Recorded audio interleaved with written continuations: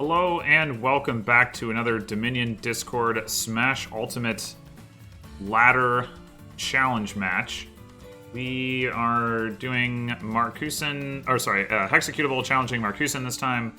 So Hexecutable actually closed his main account to open two different accounts. One is Joker only, the other one is not Joker. This is Hexecutable 2, so that's not Joker. And he's challenging Markusin. So Hexecutable is currently unranked. Markusin is ranked 3rd. So if Hexecutable loses, he's stuck all the way down at like 12th-ish. If he wins, he jumps all the way up to 3rd. So kind of a lot riding on the line for this one. At least for Hexecutable.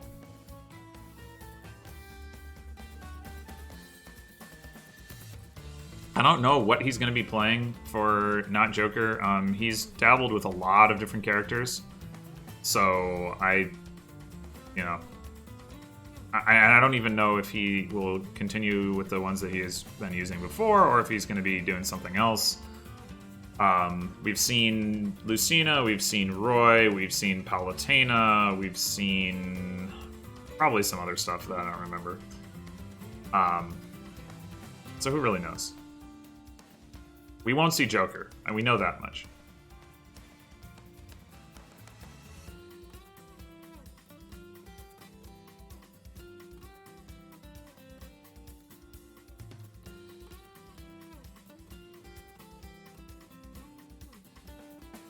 Chaplain reminding me that Hexecutable has done some Dark Pit recently, so that's an option.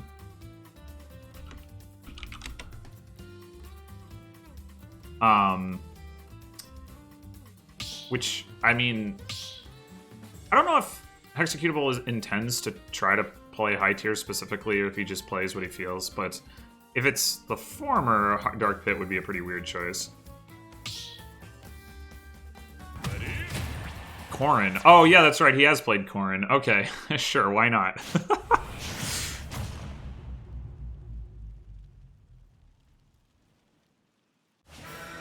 All right, here we go. Bring the pain. So, yeah, in the tournament, these two played, and there was a lot of lag. Hexecutable won, I think, with Joker. Then they matched up last ladder period. Markusin challenged Hexecutable and won. I think that was also Young Link against Joker, mostly. I don't remember for sure. So, I mean, my money would be on Markusin here. Markusin was not playing at his best when he played me earlier, but hopefully he's warmed up now and is ready to give it his all.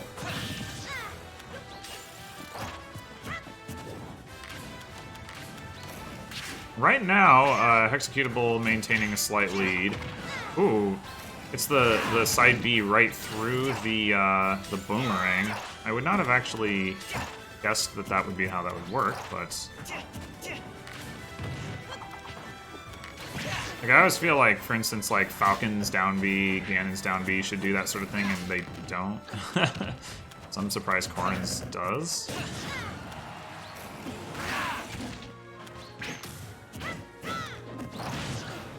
I think up throw might have killed there. So Corrin's kill throws are up and down throw. In Smash 4, up throw was the stronger kill throw. I don't know if that's still true in Ultimate. I kind of sort of mained Corrin in Smash 4, and I would always do down throw because it looked cooler, but because I'm an idiot, but yeah. Meanwhile, Hexecutable having some trouble picking up the kill, and now Markusin bringing the percentage back, so, you know, chipping away at it.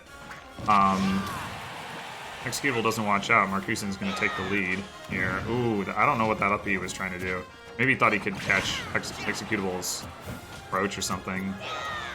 Oh, wow. The magnet hands on that. Okay, Hexecutable does know about the up throw. That's good. Maybe he just didn't think up throw would kill at the percentage that he did the back throw earlier.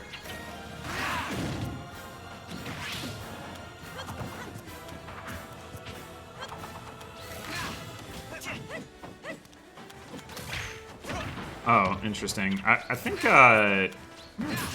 Markusin could have caught Hexecutable with a nair from behind when Hexecutable was in like the side B pin state. All right, gets him with the down smash. 40% deficit, not too bad, but definitely seeing some strong play from Hexecutable here relative to what I expected.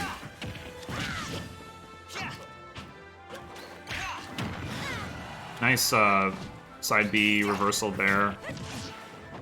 It's definitely one of the nice things about the move. It's not as strong as it was in Smash 4 because the pin itself is slower and isn't as strong. But yeah, the flexibility of the kick is really nice. You can use it to the left or to the right and do like the strong kick attack, or you can also like jump out of it or just kind of like fall out of it.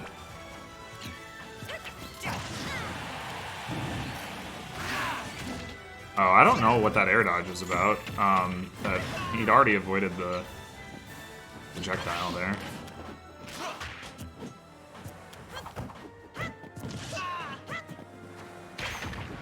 Oh, catches him out of the side B with the boomerang. Interesting. Markusin seems really scared of the neutral B from Corrin. Doing a lot of air dodges, like, well, I guess just the two, really, but that I noticed, but, like, when he's already not really at risk of getting hit by it. Oh, that, I don't know about that DI. That looked pretty livable. I mean, it was gonna be close, but...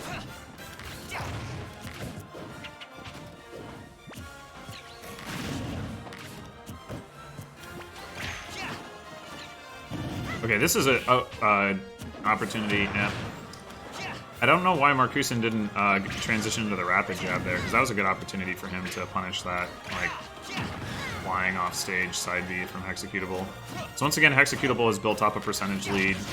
Ooh! Gets him with just the raw F smash. Right at the edge of the range there. Well spaced. And Hexecutable takes game 1.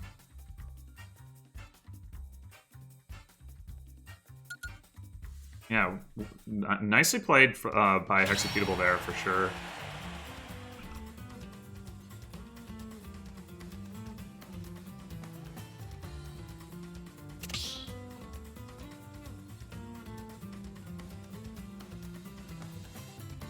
Hexecutable's definitely been trying to level up, and, you know, maybe he has.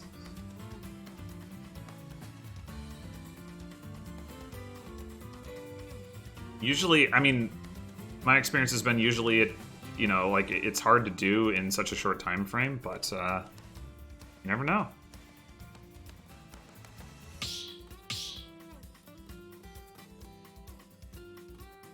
At the very least, it looks like we are not having any noticeable lag issues, which is great.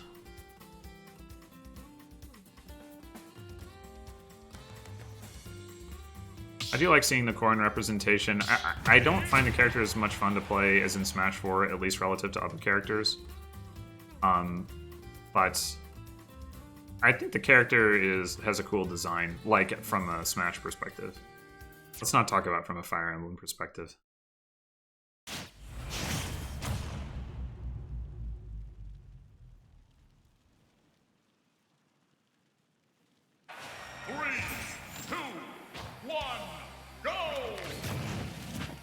Or an outfit perspective.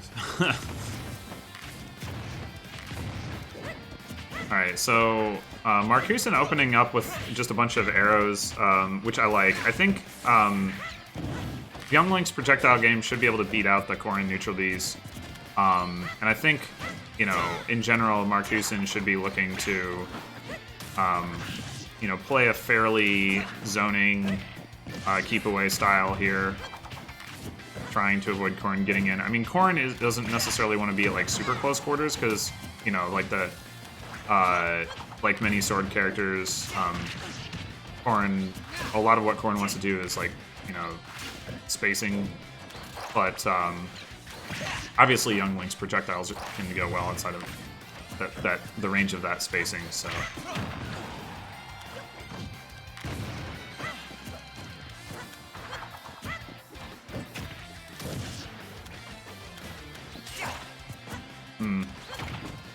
I wonder if Hexecutable was looking for markusin to drop through the platform with that F smash. I think even if he was, I would have wanted like a F tilt or something west to middle.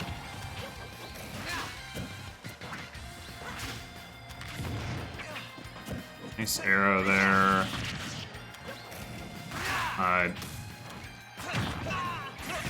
The Young Link up air is going to be a little bit less safe against Corrin, like when Corrin is high above him than it would otherwise normally be, just because of the way that Corrin's down air works. Like he can wait for the hitbox to dissipate and then throw out the down air and get there in time.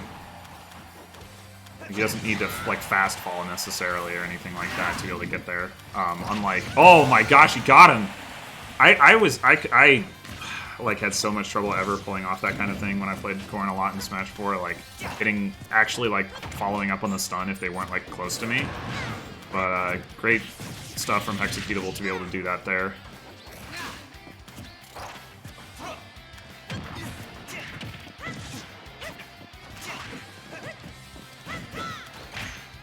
Yeah, I don't like that forward smash.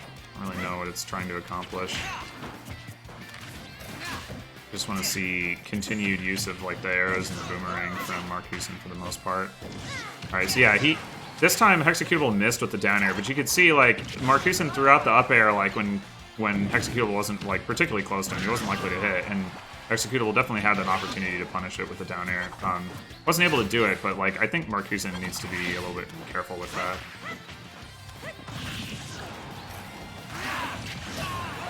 Nice catch with the down air there, not a safe neutral B from Hexecutable. So solid lead here. markusin.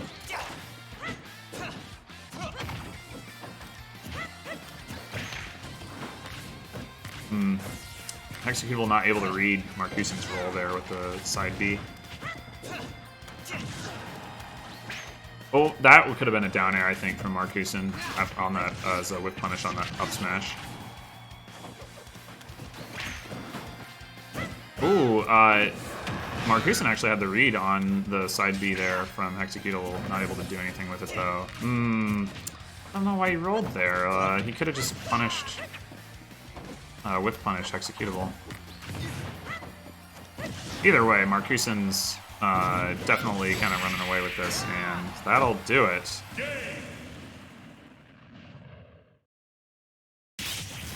And we are evened up at a game apiece, so this should be a good set. Both players taking a game and, you know, looking at times like they've got the other's number, but it's been kind of back and forth. Even within the games.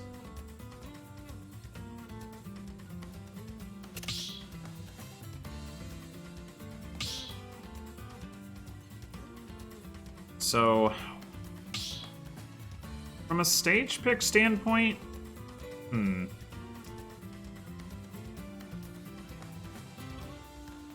we started on Battlefield.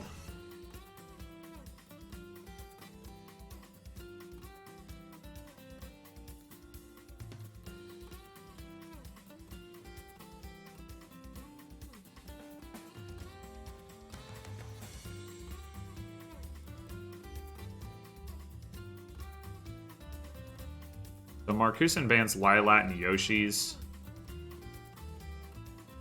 And we're going back to Battlefield? I don't think that's... Yeah, I don't think that's allowed.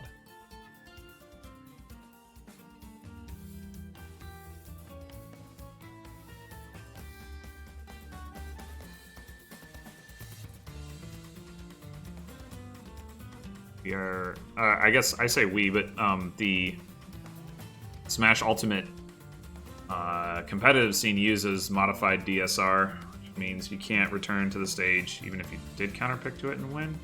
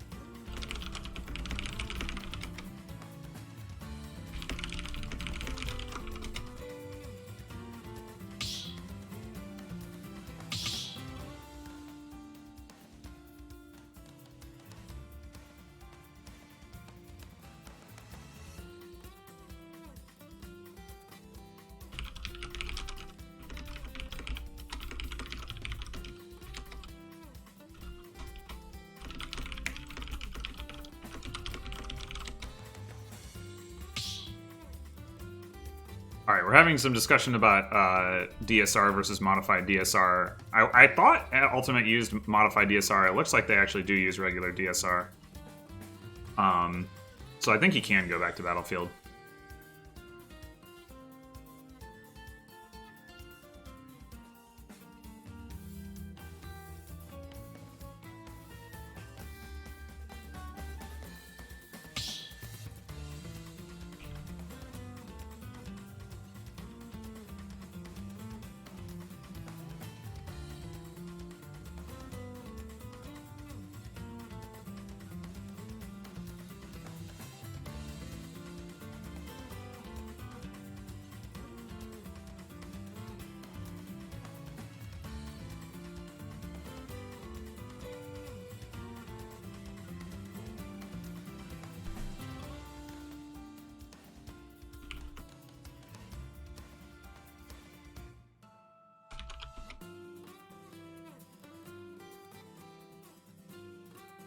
All right, the plot thickens. Apparently, Genesis uses modified DSR and Big House doesn't. Our rules are written as to say basically like, you do what Genesis and Big House did under the assumption that they did the same thing. So we're gonna have to clarify that.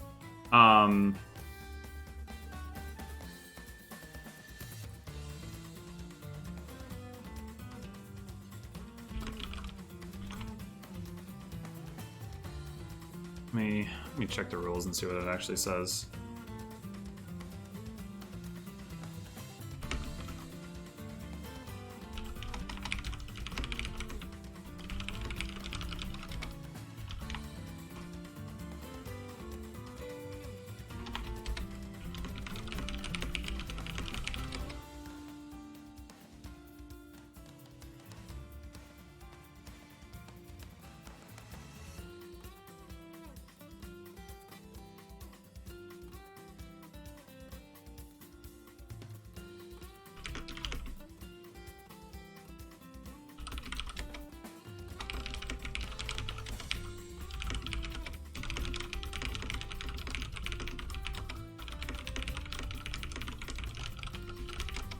Alright, looks like we did have regular DSR in the rules. I should have paused. I didn't know this was going to go on so long. Luckily, I don't think anybody's like super salty about it or anything. It's just like some confusion.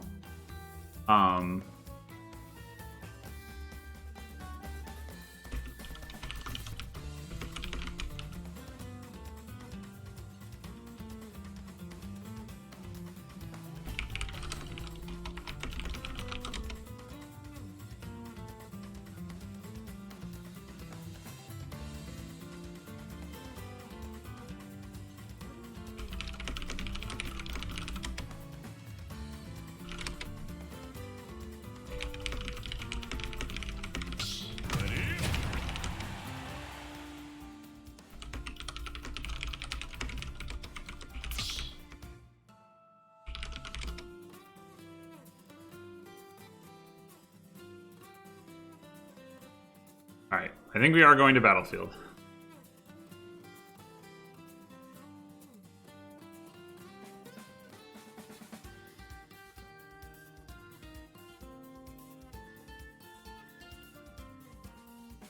Yeah, we're using regular DSR. Some people are expressing preference for modified DSR. I actually think I agree, given that Ultimate has 8 stages. Like, well, let me think about this. I'll have to think about it, and I don't want to try to think about it too hard right now. So we'll think about that after the set's over. In any case, here we are with Corrin against Young Link again. And we are back on Battlefield. Markusin opening up with the projectiles, but then goes and approaches, tries to get a grab, gets punished for that. It's actually kind of funny because in the Discord, Executable was suggesting that Markusin should not approach. Well, he was talking about it against me as Ike, but I mean, I think the principle still more or less applies. Like that he should just stay back projectile, and now he's kind of doing the same thing where he like throws out some projectiles and then goes in. Which, I mean, I don't think is totally unreasonable. Like, Young Link has the tools to box, but I think it is probably, you know, like optimal in quotes to stay back. It just may not be Markusin's playstyle, which is fine. In any case, Hexecutable picks up the first stock with a big ol' F smash. Markusin now applying significant pressure here.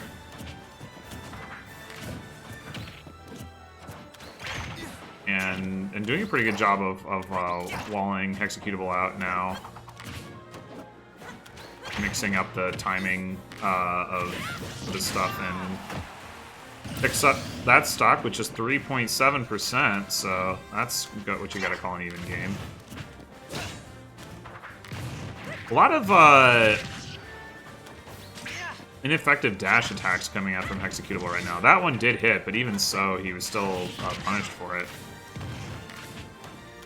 Corrin's dash attack is, in my opinion, not very good overall. I think its primary use case is when you hit somebody with a neutral D and you can't get there with anything else, you can hit them with a dash attack. That's mostly it. Like, I don't think it's... I mean, I'm sure there's other cases where, like, you know, you're trying to get to someone and you know, that's all you can hit them with. But I don't think it's something you want to just be throwing out. Like, it doesn't really have enough, like, shield stun to be safe. Another air dodge from Markusin in a situation in which he was otherwise safe regardless. Not really sure why that keeps happening.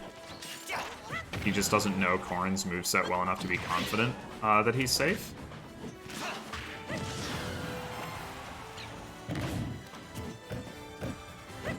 I like the pressure there with the up tilts. Gets the shield break and gets the kill. Nicely done by Markusin there.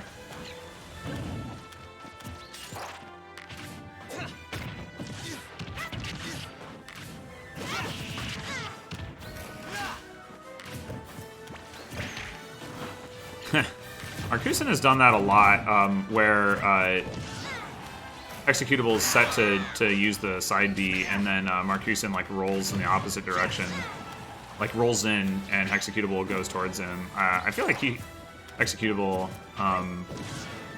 probably start catching onto that.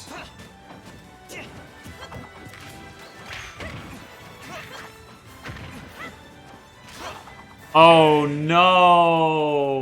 Ooh. I don't know if he was trying to get to ledge there, or if that was just an unintentional down aerial. Ugh, that sucks.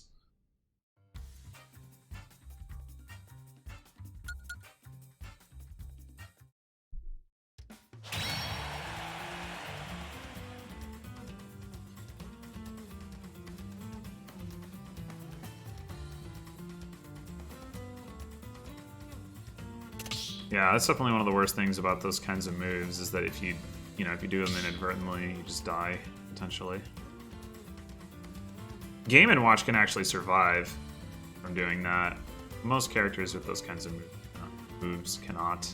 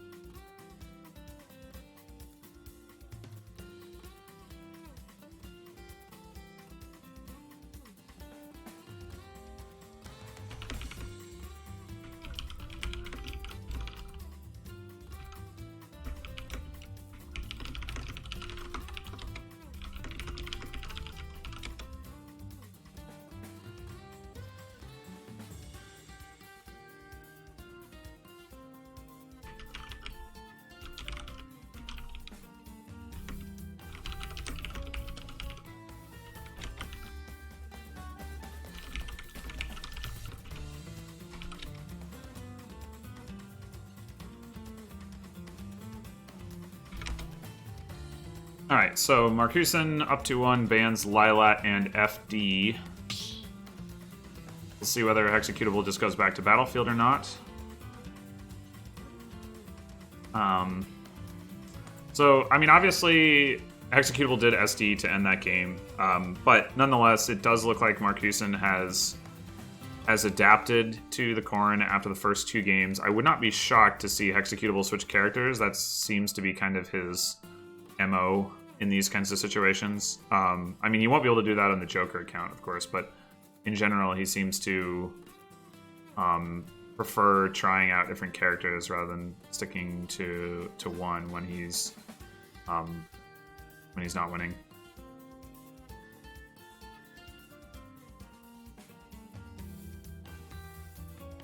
We're going town and city,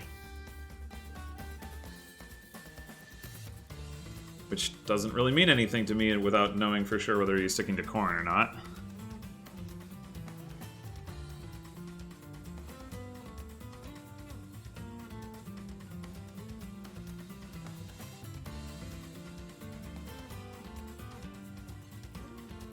Markusin, of course, sticking with the young Link. That is no surprise.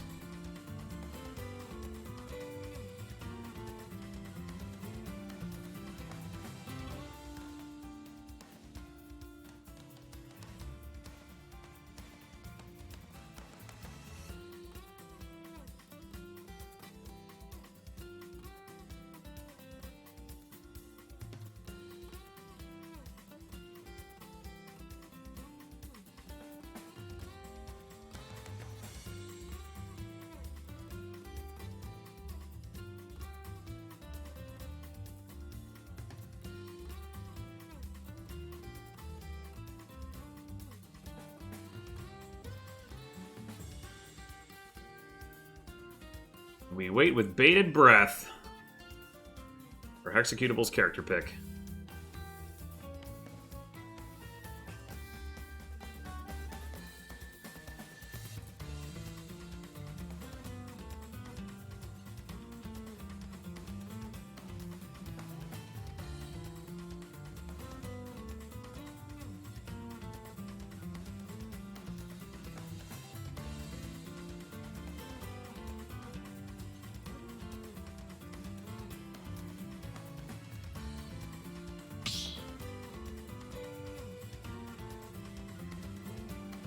Right.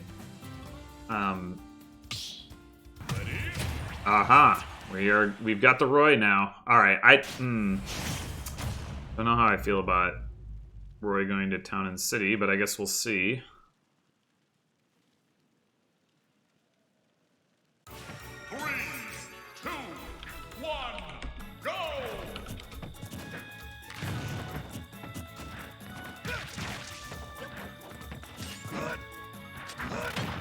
Perhaps Executable feeling inspired after watching Zane win Rona Rumble 3 with Melee Roy.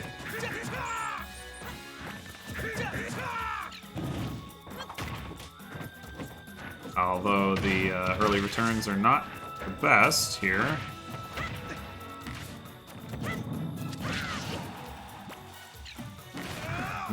I would have liked to see a more aggressive edgeguard approach there from Markusin. Roy not with the greatest recovery, and I think it would have been possible to snipe him with like the arrow or the boomerang or something.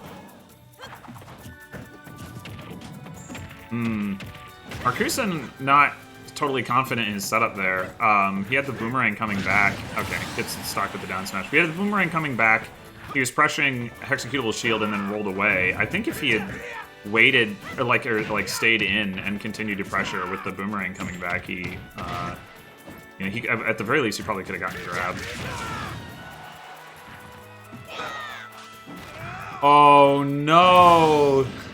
Executable goes too deep. Oh dear. That is probably going to be the set right there. Really unfortunate. I mean, I actually like the aggression, but yeah, I mean, you do have to be careful that you know like what your character is capable of recovering from. Oh no! Oh, the salt. The salt. Oh dear. You hate to see it. You hate to see it. But you know, Markusin did play well, and he deserves credit for that, certainly. still, I mean, overall, aside from that ending, it was a good set. Good close games. I think Executable played well overall, and doesn't have anything to be, well. I mean, it's understandable to be upset about the SD, but overall, I mean, I think, you've got to expect that, especially in a game like Smash, where small differences in skill level tend to be magnified, and it's pretty hard to pull off upsets. You've got to expect that it's going to take time to, catch up to an opponent who's, who starts out better than you. So I don't think, he should be distressed about his performance. I think, he showed some good stuff.